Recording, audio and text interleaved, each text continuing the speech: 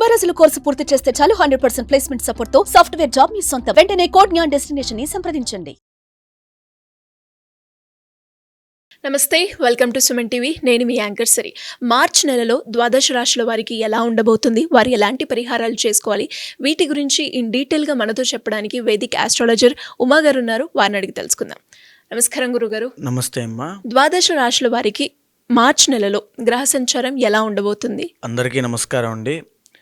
ఈ మార్చి నెల అంటే ఈ మాసంలో చాలా మార్పులు జరగబోతున్నాయి. ఎందుకు అంటే ఈ నెల ఆఖరిలో, ఈ మాసం చివరిలో శని యొక్క ట్రాన్సిట్ జరగడం వల్ల కొంతమందికి ఏలినాటి శని లేదా శని దోషములు పోతున్నాయి, కొంతమందికి శని దోషాలు పట్టబోతున్నాయి ఈ మాసం చివరిలో. అదేవిధంగా ఇదే మాసం చివరిలో 28, 29, 30వ తారీఖుల్లో షష్టగ్రహ కూటమైనటువంటిది ఏర్పడబోతోంది. దానివల్ల ద్వాదశ రాశులకి 12 రాశుల మీద కూడా ఈ యొక్క ప్రభావం అనేది తీవ్రంగా పడబోతోంది. ఐదర్ పాజిటివ్ అయినా నెగిటివ్ అయినా ఖచ్చితంగా పడుతుంది.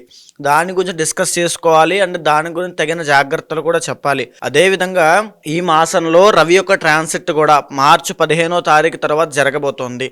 మార్చి 15వ తారీఖు వరకు కుంభంలో సంచరిస్తున్నటువంటి రవిగ్రహ సంచారము 15 తర్వాత మీనంలోకి ఎంటర్ అవ్వబోతున్నారు. కాబట్టి దానివల్ల కూడా కొంత మార్పులు అనేవి ఉద్యోగరీత్యా, పదవి యోగాల రీత్యా ప్రతి రాశికి కొన్ని మార్పులు జరగబోతున్నాయి. అయితే ఈ మాసము గ్రహ సంచారము చూస్తే వృషభంలో గురుగ్రహ బృహస్పతి సంచారము, మిథునంలో కుజగ్రహ సంచారము, కన్యలో కేతుగ్రహ సంచారము, కుంభంలో రవి శనుల యొక్క కంజంక్షను. రవి మార్చి 15 వరకు మాత్రమే కంజంక్షన్లో ఉంటారు, ఆ తర్వాత మీనంలోకి వెళ్ళిపోతారు. మీనంలో చంద్ర, శుక్ర, రాహు, బుధుల యొక్క సంచారం నడుస్తోంది. మార్చ్ నెలలో మీనరాశి వారికి విద్యాపరంగా, ఆరోగ్యపరంగా, వ్యాపారపరంగా ఎలా ఉండబోతుంది, వారు ఎలాంటి పరిహారాలు చేసుకోవాలి గురుగారు? మీనరాశి వాళ్ళకి ఈ మార్చి మాసంలో కేవలం 1 లేదా 2 గ్రహాలు మాత్రమే యోగిస్తున్నాయి. శుక్రచంద్రుడు మాత్రమే బలం ఉండడం చేత ప్రతి విషయంలోనూ వీళ్ళు చాలా జాగ్రత్తగా ఉండాలి అని చెప్పచ్చు.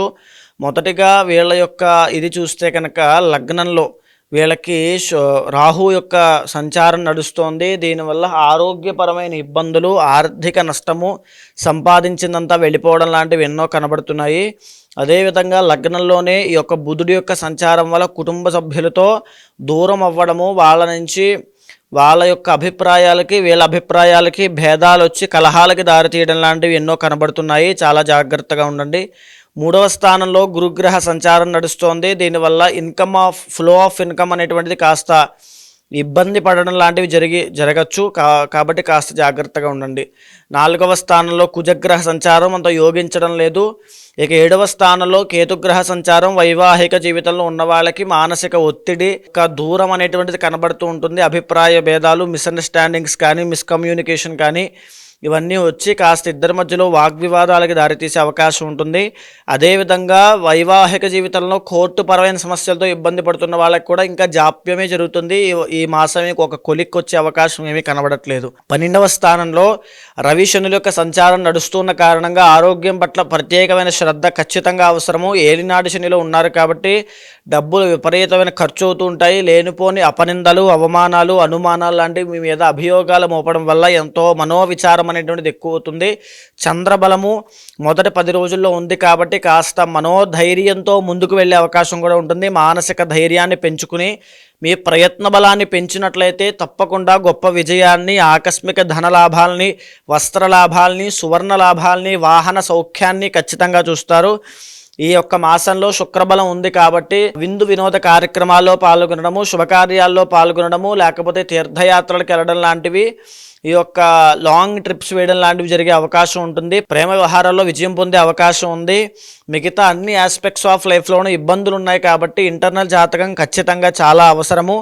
ఎందుకనంటే జరిగినటువంటి 2 సంవత్సరాలుగా వీళ్ళు ఏలినాటి శని బాధతో బాధపడుతున్నారండి. ఇప్పుడు జరగబోయేటువంటి రోజుల్లో మార్చి 30వ తారీఖు తర్వాత శని ట్రాన్సిట్ అవ్వబోతోంది.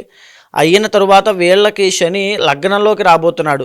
మీనంలోకి వచ్చిన తర్వాత జన్మశని ప్రారంభమయ్యి జన్మస్య దేహ కష్టము అన్నట్టుగా ఆరోగ్యపరమైన ఇబ్బందులు ప్రారంభం అవుతాయి. ఊపిరితిత్తుల దగ్గర నుంచి మోకాళ్ళ వరకు వచ్చేటువంటి ఆరోగ్య సమస్యలు తీవ్రమయ్యి వాటి విషయాల్లో ఇబ్బంది పడే అవకాశం ఉంటుంది. చాలా జాగ్రత్తగా ఉండాల్సినటువంటి సమయం ఇది. దీంతో పాటుగా ఈ మాసం చివరిలోనే షష్టగ్రహ కూటమి వీళ్ళకి మీనంలోనే పట్టడం వల్ల వీళ్ళు ఎన్ని రకాలుగా ప్రయత్నం చేసినా అభివృద్ధి చెందాలని అవన్నీ కూడా ఇబ్బంది పడే అవకాశాలు ఉంటాయి. మీనరాశి వాళ్ళకి ఇది ఒక హెచ్చరిక ఏమిటంటే జాగ్రత్త కోసము ఎలాంటి బిజినెస్ ఇన్వెస్ట్మెంట్స్ కూడా ఈ సమయంలో మీరు చెయ్యొద్దు. ఎలాంటి విషయాల్లోనూ కూడా ఇప్పుడు తలదూర్చొద్దు. ఎలాంటి విషయాల్లోనూ ఇన్వాల్వ్ అవ్వద్దు. ప్రత్యేకమైన ఆరోగ్య శ్రద్ధ ఖచ్చితంగా తీసుకోవాలి. టైం టు టైం ఫుడ్ తినండి, టైం టు టైం పడుకోండి, టైం టు టైం స్లీప్ ఖచ్చితంగా అవసరము. ఈ మాసం అంతా కూడా ఎలాంటి ఆరోగ్య సమస్య లేకుండా ప్రశాంతంగా నిర్మలంగా సాగింది అంటే గొప్ప అదృష్టవంతులని చెప్పచ్చు. అది కాకుండా ఏదైనా ఒక చిన్న ఆరోగ్య సమస్య ఇబ్బంది పెట్టినా మీరు ఆ దోషానికి ఇబ్బంది పడుతున్నారనే కారణం అవుతుంది. కాబట్టి చాలా జాగ్రత్తగా ఉండండి. మీ రాశిలోనే షష్టగ్రహ కూటమి పడుతోంది. విదేశీ యోగాలు ఎవరైనా వెళ్ళాలి అనుకుంటే విదేశాలకి ప్రస్తుతానికి మానుకోవడం చాలా అవసరము మీ జాగ్రత్త కోసము. తరువాత ఎవరైనా సరే విదేశాల్లో ఉంటూ మాకు ఉద్యోగం లేదండి, వ్యాపారం విషయంలో మాకు దెబ్బతిన్నాం అనుకుంటే కనుక ఇప్పుడు కూడా కాస్త సైలెంట్గా ప్రశాంతంగా ఉండండి. సేఫ్ సైడ్ చూసుకోండి. ఇంటర్నల్ జాతకం తప్పకుండా చూసుకోండి. జాతకంలో యోగాలు ఉంటే ఓవర్కమ్ అవుతారు, లేకపోతే అక్కడ ఆగిపోయే అవకాశాలు ఉంటాయి. చాలా కేర్ఫుల్గా ఉండాలి.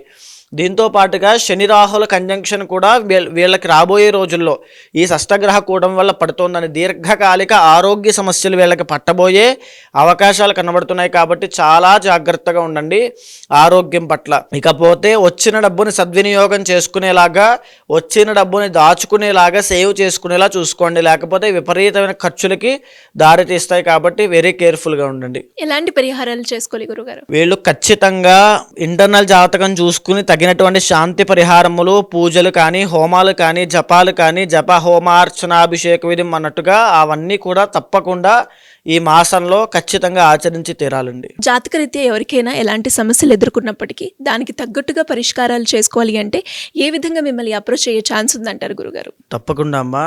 ఏదైతే మనం మాస ఫలితములు, వార ఫలితములు, తర్వాత సంవత్సర ఫలితములను మాట్లాడుకుంటున్నామో అది గోచార ఫలితంగా మన మీద 30 నుంచి 45% మాత్రమే ప్రభావితం చూపిస్తుంది.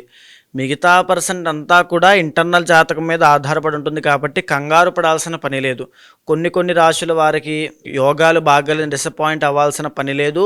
కొన్ని రాశుల వాళ్ళకి రాజయోగం ఉంది కదా అని చెప్పి ఏ పని చేయకుండా ఖాళీగా కూర్చోవాల్సిన అవసరమూ లేదు. ఇంటర్నల్ జాతకం మీద వాళ్ళ యొక్క నిత్య యోగాలు, ఆ యొక్క దోషాల మీద కూడా ఆధారపడి ఉంటుంది.